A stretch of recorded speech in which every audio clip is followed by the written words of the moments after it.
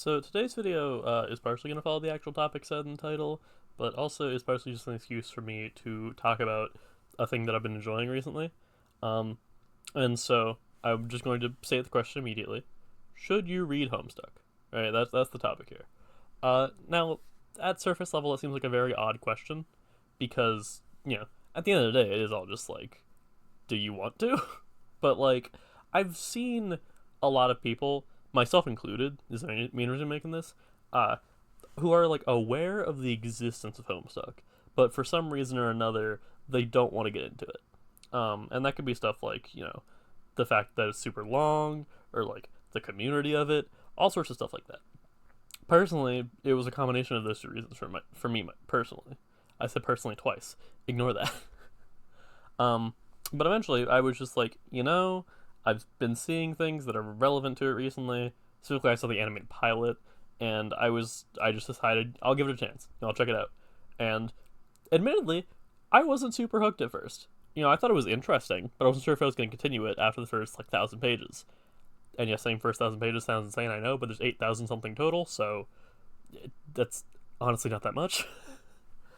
But then, the more I read it, the more interested I became, and eventually I really enjoyed it. By the end of Homestuck, I really liked it, and honestly, I would still say that I really like it. Um, but there's a lot of positives and negatives to it, right? Where it's like there's some things that are super unique about it, and super enjoyable about it, and then there's other things where like it would be better off without it, arguably, or like it's a personal preference kind of thing of like you might not like this part of it. Um, and so I just want to like go through a few of those and basically provide like almost a list of reasons of like why you might or might not want to get into it.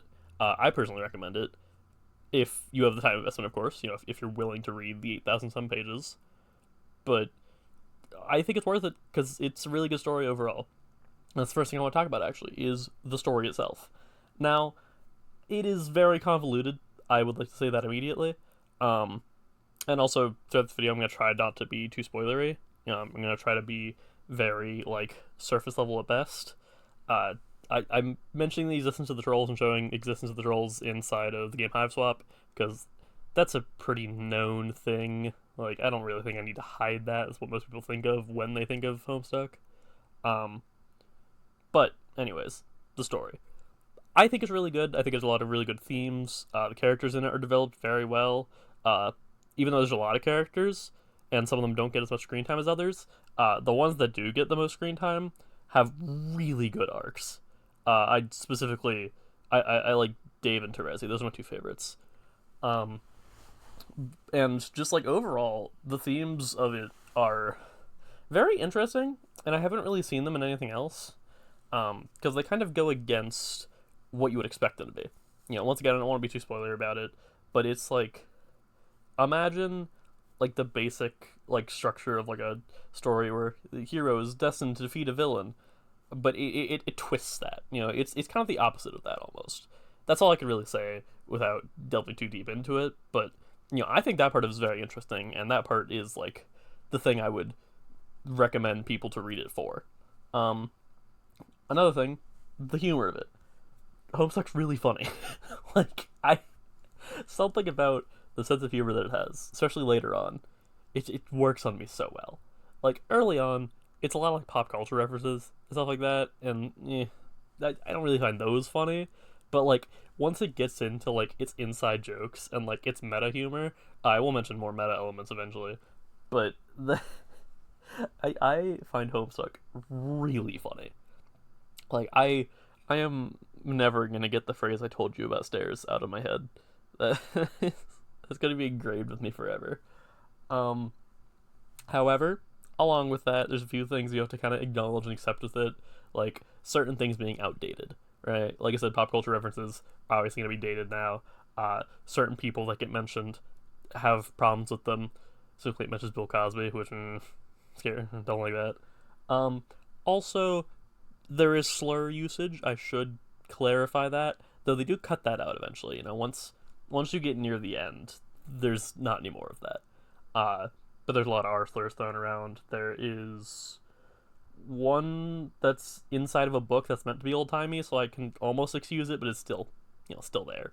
Uh, and they say the F slur once, but it's for a really funny bit, so I can kind of excuse it. Because, God, if you know, you know. But that page is really funny to me. So, like, yeah, it's bad, but almost makes up for it. So yeah, what story, characters, humor, uh, the length of it is honestly the main thing that I think is gonna scare people off. Because, like I said, it's 8,000. I don't actually remember the exact number.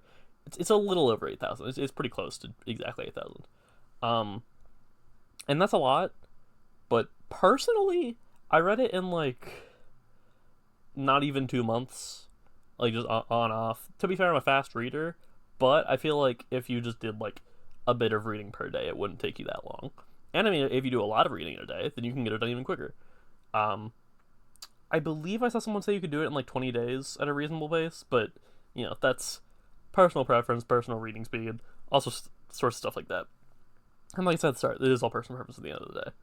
Um, Also, like I said at the start, this is kind of just an excuse for me to talk about the things I like about Homestuck, because you know, even though I've only been getting into it recently, uh, I've been really enjoying myself. I'm planning to play the remaining games of it that I haven't played because I did Hive Swap, as you can see from the background footage.